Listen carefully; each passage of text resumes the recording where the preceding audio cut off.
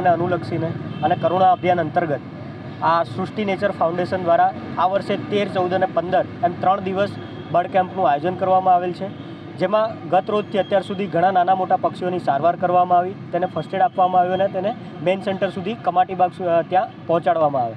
આ ઉત્તરાયણ પર્વ આપણે સૌએ હર્ષોલ્લાસથી મનાવવો જોઈએ, પરંતુ આપણે સૌ મળીને ઘણી નાની બાબતોનું આપણે ધ્યાન રાખીએ તો ઘણા અબોલ પક્ષીઓની આપણે જાન બચાવી શકીએ અને તેને ઘાયલ થતાં અટકાવી શકીએ. આપ સૌ મીડિયા મિત્રોના માધ્યમથી હું વડોદરા નગરજનોને એક અપીલ કરું છું કે આપણી આસપાસ કોઈ પણ ઘાયલ પક્ષી જણાય તો નજીકના બર્ડ કેમ્પ સુધી તેને પહોંચાડીએ અને તેને સારવાર અર્થે તેને ત્યાં પહોંચાડી શકીએ. તેમજ આ બર્ડ કેમ્પના આયોજક અંકિતભાઈ અને સૃષ્ટિ નેચર ફાઉન્ડેશન સમગ્ર ટીમને અહીંયા આમંત્રિત કરવા બદલ ખૂબ ખૂબ અભિનંદન.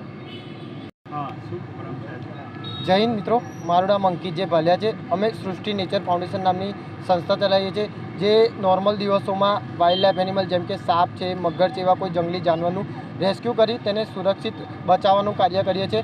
આજે ઉત્તરાયણના આ પાવન પર્વ પર જે દોરીમાં આવી જતા કબૂતરો હોય છે, અન્ય પક્ષીઓ હોય છે કે જેનાથી પક્ષીઓને ઘણી ઈજા થતી હોય છે, તેમની પાંખો કપાતી હોય છે, કોઈની ગરદન કપાતી હોય છે, તેને બચાવવા માટે અમે આજે આ 2 દિવસના સુંદર એક કેમ્પનું આયોજન કરેલું છે.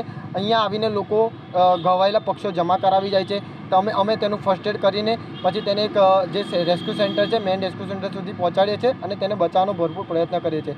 અને જનતાને અમારી એટલી અપીલ છે કે તમને કોઈ બી પક્ષી ઘવાયેલી હાલતમાં દેખાય તો અમારો સંપર્ક કરો. અમારો સંપર્ક નંબર છે 8866139310.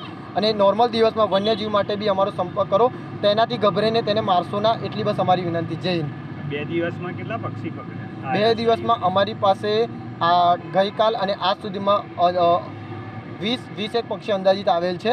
તેને બધા અમે બચાવી લીધેલ છે અને બીજા જે અમે રેસ્ક્યુ જે જગ્યા પર ગયા હતા ત્યાંથી ઉડેવા હતા તો અમે ત્યાં તેને ઉડાવી દીધા છે.